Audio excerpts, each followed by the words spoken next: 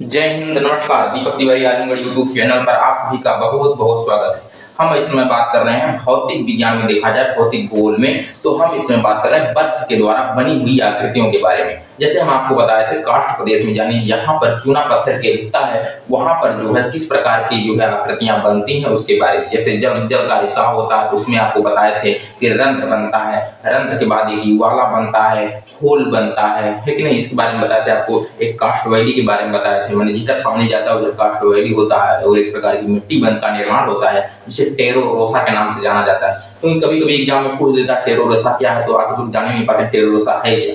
Tarot रोसा एक प्रकार की मिट्टी है भैया, इसी में आपको मिलेगा स्टेलेटाइट, स्टेलेमाइट और कंदरा स्तंभ के बारे में जाना जाता है। जिधर से पानी जाता है उसे जो है आंधी घाटी, और जिधर पानी चला जाता है उसे काष्ठवैली के नाम से भी जाना जाता है। पिछली वीडियो में हम बताएं, हम इस समय बता रहे हैं आपको बर्फ के द्वारा बनी हुई आकृतियों के बारे में। तो बर्फ के द्वारा किस आकृतियों का निर्माण होता है उसके बारे में समझते हैं। जैसे मान लीजिए इतना बड़ा जो टुकड़ा है, यह है बर्फ। क्या है? यह बर्फ है, यह बर्फ है। और इस बर्फ में यदि एक गड्ढा हो जाता है, जैसे बर्फ है, बर्फ में देखिए एक प्रकार एक गड्ढा हो गया। जब बर्फ में एक गड्ढा हो जाएगा तो इस गड्ढे को हम लोग सर्क के नाम से जानते हैं। क्या?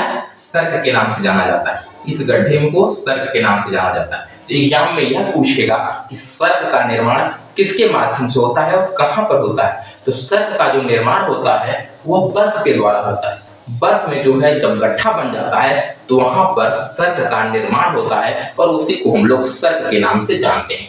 यह हो गया सर्क। यदि किसी बर्फ के टुकड़े में, ये बर्फ तो बहुत बड़े बड़े होते हैं कि नहीं, उस सब के बारे में हम बताएंगे। जैसे फ्योर्ड तट जो बनते हैं, जब बर्फ जम जाता है समुद्र के किनारे, उसे फ्योर्ड तट के नाम से जानते हैं। बहुत बड़े बड़े बहुत आकृतियां बनती हैं, उस सब के बारे में हम जानकारी देंगे धीरे धीरे।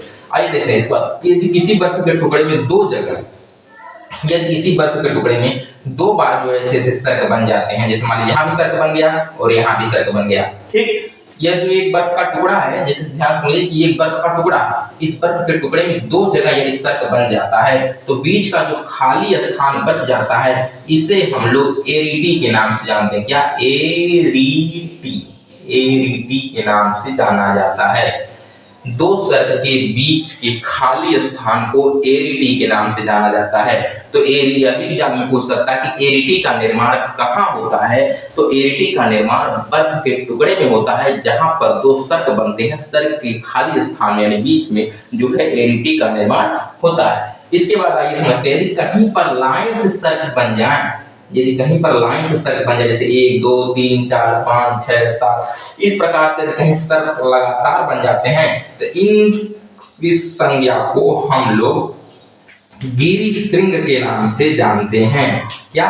गिरि श्रृंग। गिरि में होता है पर्वत। क्या होता है? पर्वत। गिरि श्रृंग के नाम से जानते हैं। गिरि श्रृंग के नाम से जाना जाता है। यदि कहीं पर लाइन से जो है सर्क का निर्माण हो जाए तो उसे हम गिरि श्रृंग के नाम से जानते हैं। और कहीं दो सर्क के बीच के खाली स्थान को पूछा जाए तो उसे एरिटी के नाम से जानते हैं। और कहीं बर्फ में एक छोटा सा गड्ढा बन जाता है बड़ा सा, तो उसे हम लोग सर्क के नाम से जानते हैं। यदि किसी बड़े से टुकड़े के बीच में होल हो जाए ताकि इस पार से उस पार तक हम लोग जा सकें किसी बर्फ में, तो उसे हम लोग काल के नाम से जानते हैं। क्या? कॉल के नाम से जानते हैं। जैसे इंदिरा कॉल। क्या है? इंदिरा कॉल आप लोग पढ़े होंगे। वो अभी क्या है, बड़े से बर्फ में एक छोटा सा टुकड़ा है जिसे हम आर पार जा सकते हैं, इस पार से उस पार जा सकते हैं, तो उसे हम लोग कॉल बोलते हैं। उसे हम कल बताएंगे विस्तृत जानकारी। मिलते हैं अगली वीडियो में, तब तक के लिए आप सभी का बहुत बहुत हमारी वीडियो देखने के लिए सादर धन्यवाद।